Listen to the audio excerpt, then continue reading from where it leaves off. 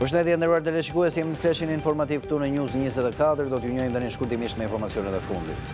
News 24 ka publikuar sondazhin e dytë nga Noto Sondazhi për zgjedhjet e 11 maj 2025. Pyetur se për cilën parti do të votoni nëse zgjedhjet do të mbaheshin nesër, 45.5% e qytetarëve shprehen se do të votonin për Partinë Socialiste, 36% për Partinë Demokratike, 6.5% për Partinë Mundësia, 5.5% për koalicionin Nisma Shqipëria Bëhet, 2% për Partinë Social-Demokrate, 2% për Lëvizjen Bashk, 1% për koalicionin Euroatlantik dhe 0.5% për koalicionin Djathtas për Zhvillim.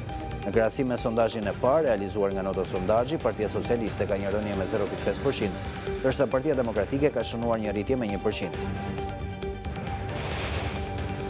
Gjatë një vizite pune në Itali, presidenti Hysembelliu Group dhe i Focus Media News, zoti Irfan Hysembelliu, shoqëruar nga i biri Fatmir Hysembelliu, zhvilloi një takim në Milano me biznesmenin dhe botuesin Paolo Berlusconi, vëllain e ish kryeministrit italian Silvio Berlusconi.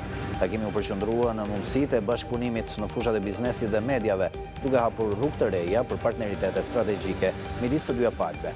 Ky bashkëpunim i mundshëm pritet të sjellë përfitime të ndërsjellta dhe të kontribuojë në forcimin e lidhjeve dypalçe.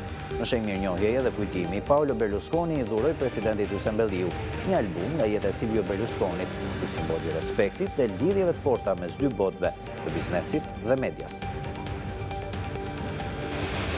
Komisioni Qendror i Zgjedhjeve ka testuar pajisjet e identifikimit biometrik të zgjedhësve, ashtu si edhe më parë, pajisjet do të vendosen në të gjitha qendrat e votimit ditën e zgjedhjeve parlamentare të 11 maj.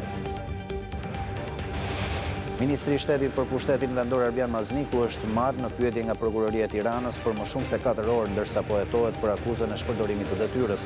Drejtuesi aktual i Partisë Socialiste për qarkun e Elbasanit u denoncua nga Belind Kliçi për shtrimin e një rruge në Tiranë para zgjedhjeve lokale, ndërkohë që nuk kishte shpallur asnjë kompani fituese.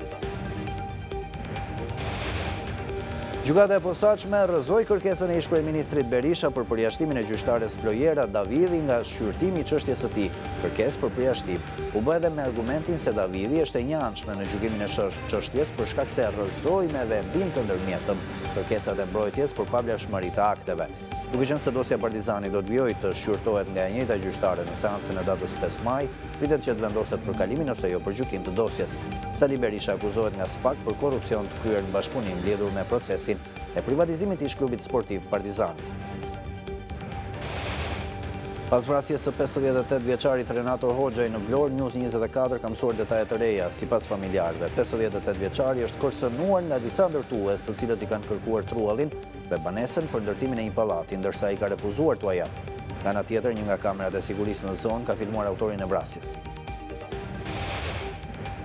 Prokuroria e posaçme sekuestroi kamerat e sigurisë në bllokun e sigurisë ku mbahej i arrestuar shefi i qarkullimit rrugor në Tiranë Roven Zeka pasi dyshoi për veprën penale të korrupsionit bashkë me dy vartës. Përmes pamjeve filmike pritet konfirmohet se kush nga zyrtarët e policisë mori në takim me Zekën pas arrestimit. Në një kohë që takimet nuk lejohen kur personat janë në hetim.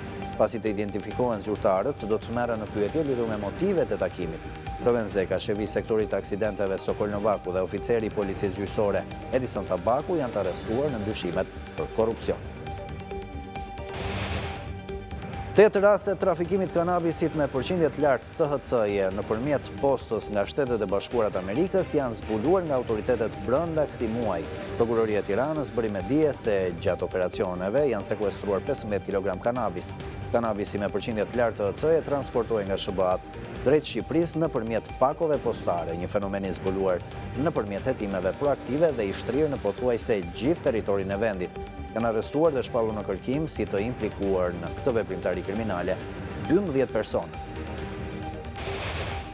Kryeministri Rama prezantoi dje projektin për rikthimin në funksion të ish uzinës autotraktorëve, duke e cilësuar si një zhvillim strategjik, por banorët shprehen shqetësime për legalizimet, kompensimet dhe sigurinë e pronës, ndërsa një pjesë e tyre kërkuan më shumë transparencë dhe përfshirje.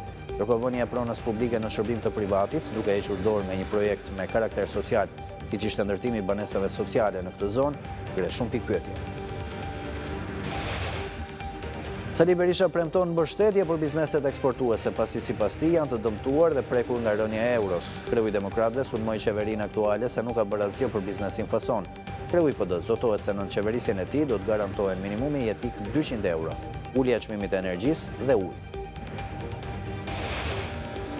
Gjykata themelore e Prishtinës ka lëshuar flet arrest ndaj Milan Radojčić dhe 19 serbëve të tjerë të dyshuar për veprën penale krime lufte kundër popullatës civile. Radojčić, i cili akuzohet edhe për sulmin në Banjsk, akuzohet se në vitin 1999 bashkë me forcat ushtarake serbe vrau 106 civil në Gjakov.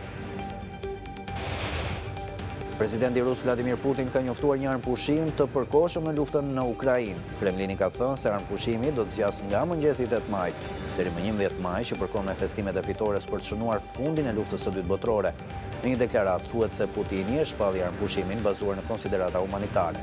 Në rast të shkeljeve të armpushimit nga pala ukrainase, forcat armatosura të Federatës Ruse do të japin një përgjigje adekuate dhe efektive, thuhet në deklaratën e palës ruse. Më 7 maj pritet nis takimi i kardinalëve për zgjedhjen e kreut të ri të Kishës Katolike Romake. Në këtë proces, kardinalët që janë nën moshën 80 vjeçare mund votojnë për papën e ri, që pritet zëvendësoj Papa Francesku, i cili ndroi jetë një javë më parë. Ky ishte flesh informativ. Faleminderit për vëmendjen.